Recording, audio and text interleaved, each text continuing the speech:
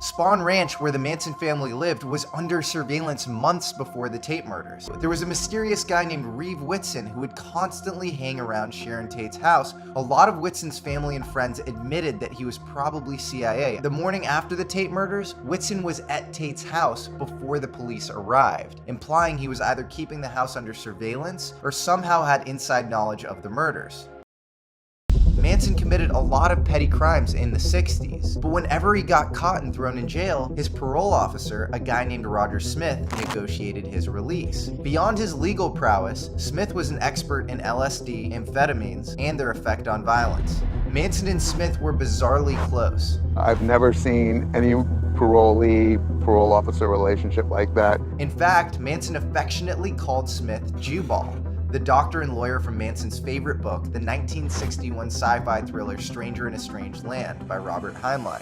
It was his de facto Bible. In fact, that's where the Manson family got their ritual water-sharing ceremonies. Manson even named his son after the main character in the book, Valentine Michael Smith. There's one problem. Manson was basically illiterate. How would a book like this have had such a profound effect on him if he couldn't read it? Well, maybe it was read to him while he was on LSD. The police used to watch over the people. Now they're watching the people. They're running in the streets. Helter Skelter, the true story. And it's a great example of journalism of a bygone era. You know, the journalism where you work your ass off on a real story over a long time horizon and risk your reputation for the sake of the American public knowing the truth. O'Neill tears apart the conventional narrative that Charles Manson was simply a crazy cult leader listening to secret encoded messages by the Beatles. This was the theory set forth by Vincent Bugliosi in his best-selling book Helter Skelter, a book that shouldn't really have been taken seriously, or at least as unbiased, because Bugliosi was the lead prosecutor of the case against Manson. After 20 years of painstaking journalism, O'Neill presents a far more solid alternative. In short, it involves the CIA, their top-secret mind control program called MKUltra, and the government's long-standing aim to destroy the hippie movement. Cause it won't be here long, you motherfuckers. Time keeps on flying. I decided to go with Tom to Spahn Ranch, an old western movie set in Chatsworth where the Mansons lived. There's a picture of the Manson family that was in Life magazine of a group of them after Charlie and the others were in prison. This is where Manson used to gather the girls to sing. What was that song you were just hearing? It was actually a young Charles Manson. At one point, Manson was just an average 5'7", scraggly-haired guy trying to make it in the music business like everyone else in LA. For a while, he even lived with Dennis Wilson of the Beach Boys. I was curious about how Manson became Manson. You know, how he went from a barely literate con who spent half of his life institutionalized and in under a year had become this hippie guru leader who had complete control over, by 69, as many as 30 or 40 people who would do whatever he told them to do, including kill absolute strangers. To mastermind murderous manipulator whose followers believed that he was both Jesus and the devil at the same time. You know what you are as I know what I am.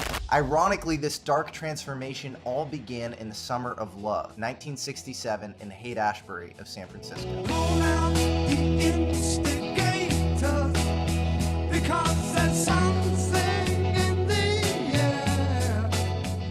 At that time, there was a guy named David Smith that ran the Haight-Ashbury Free Medical Clinic. The clinic would see any sort of walk-ins off the street if they needed medical attention. He anticipated correctly that there would be this invasion of kids who were coming for what became known as the Summer of Love. Charles Manson was actually a frequent visitor. And David Smith publicly said, we're not doing anything, any research or anything like that, we're just providing medical care, nothing more. But the medical help came with a little catch. Enter one Dr. Jolly West,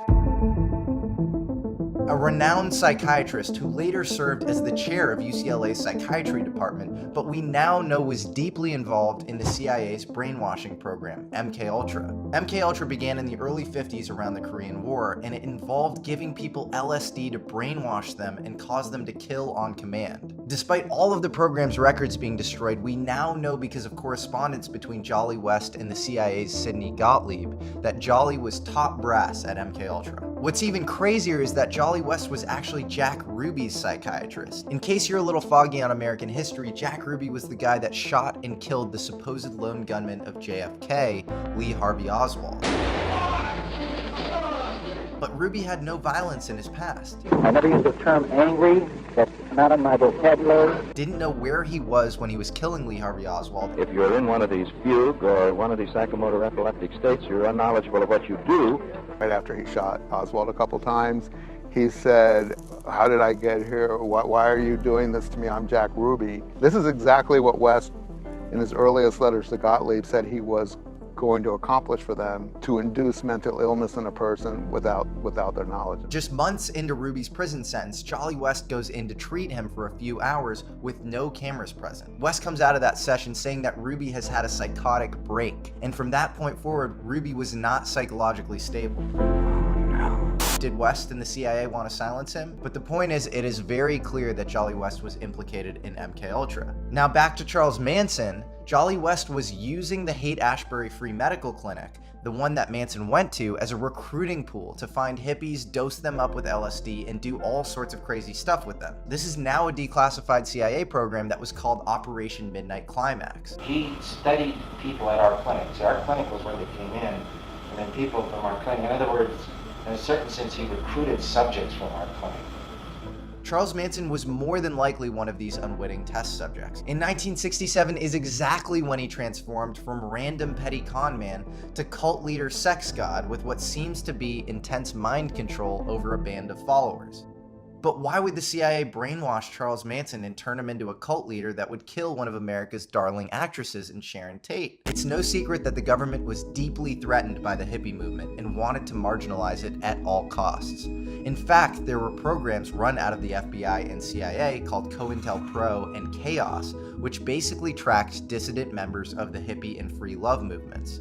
So when Manson was identified on December 1st of '69, the media had pictures of, guys with long hair and beards and buckskin jackets, and women with long hair, no makeup, breastfeeding infants, except that they were all burnt out on acid and would listen to anyone who told them what to do. I never had long hair before I got busted. I never had a beard before I got busted. I went to shave and the guy said, "No, you can't shave." I said, "Let me get a haircut." He said, "No, we don't want you to change your appearance." So when a bunch of long-haired hippies suddenly turned into cold-blooded killers, the free love movement lost a ton of charisma. And that's why you have the author Joan Didion saying August 9th, 1969 was the day the 60s abruptly ended.